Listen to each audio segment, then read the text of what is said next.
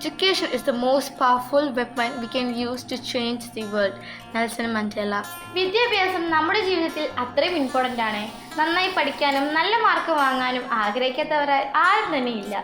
So ഇന്നത്തെ വീഡിയോക്കകത്ത് ഞാൻ പറയാൻ പോകുന്നത് നമ്മുടെ അക്കാഡമിക് സക്സസ് ആക്കി മാറ്റാൻ സഹായിക്കുന്ന 8 ശീലങ്ങളെ കുറിച്ചാണ്. 8 ഹാബിറ്റ്സ് ഓഫ് സക്സസ്ഫുൾ സ്റ്റുഡൻസ്. ഒരു സ്റ്റുഡൻറ് എന്ന നിലയിൽ നിങ്ങൾക്ക് ഇത് വളരെ യൂസ്ഫുൾ ആയിരിക്കും. So let's get started. Number 1, make your studies priority. Friends, family, entertainment എല്ലാം നമുക്ക് ആവശ്യമാണ്. എന്നാൽ ചില സാഹചര്യങ്ങൾ കൂടുതൽ ഇമ്പോർട്ടൻസ് പഠനത്തിന് കൊടുക്കേണ്ടി വരും. ഫോർ എക്സാമ്പിൾ, നിങ്ങൾക്ക് കുറച്ച് ദിവസം കഴിഞ്ഞാൽ എക്സാം ആണെന്ന് കരുതുക. ഇങ്ങനൊരു സാഹചര്യത്തിൽ നിങ്ങൾ ആ എക്സാമിന് വേണ്ടി പ്രിപ്പയർ ചെയ്യുമോ, അത് നിങ്ങൾ സ്ഥിരമായി കണ്ടുകൊണ്ടിരിക്കുന്ന സീരീസ് കാണാതിരിക്കുമോ? ഇവിടെ നിങ്ങൾ ഏതിനേക്കും കൂടുതൽ പ്രയോറിറ്റി കൊടുക്കുന്നത്? ചിലർ സീരീസ് കണ്ടിട്ട് പഠിക്കാം എന്ന് ചിന്തിക്കുന്നവരും ഉണ്ടായിരിക്കും. അതുപോലെ തന്നെ പഠനത്തിന് ഇമ്പോർട്ടൻസ് കൊടുക്കുന്നവരും ഉണ്ടായിരിക്കും. സോ അക്കാഡമിക്സിൽ സക്സസ്ഫുൾ ആക്കണമെങ്കിൽ ഇതുപോലത്തെ സാഹചര്യത്തിൽ പഠനത്തിൽ ഇമ്പോർട്ടൻസ് കൊടുക്കണം. Number 2, work honestly.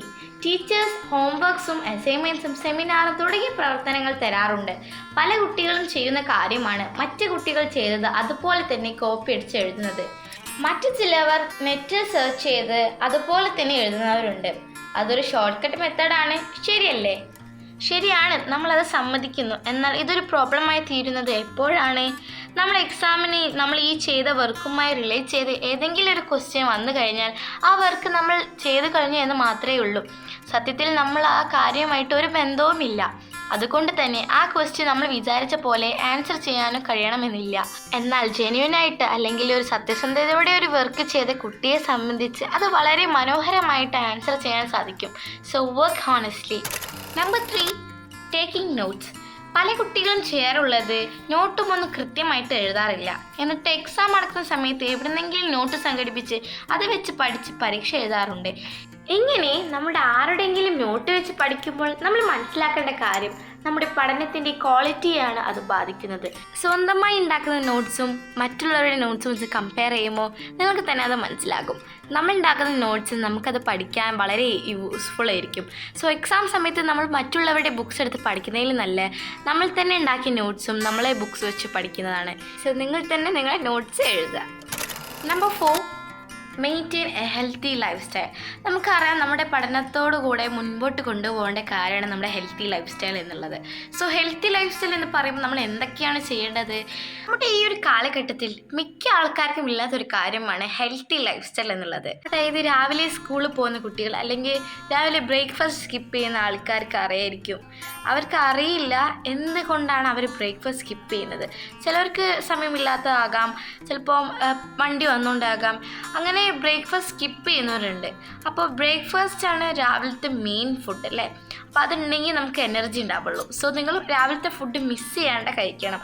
അതുതന്നെ ഒരു വലിയൊരു കാര്യമാണ് രാവിലത്തെ ഫുഡ് സ്കിപ്പ് ചെയ്യുന്നത്. അത് നിങ്ങൾ സ്കിപ്പ് ചെയ്യാണ്ട് നോക്കുക. സോ അതാണ് ഫസ്റ്റ് പോയിന്റ് പറയാനുള്ളത്.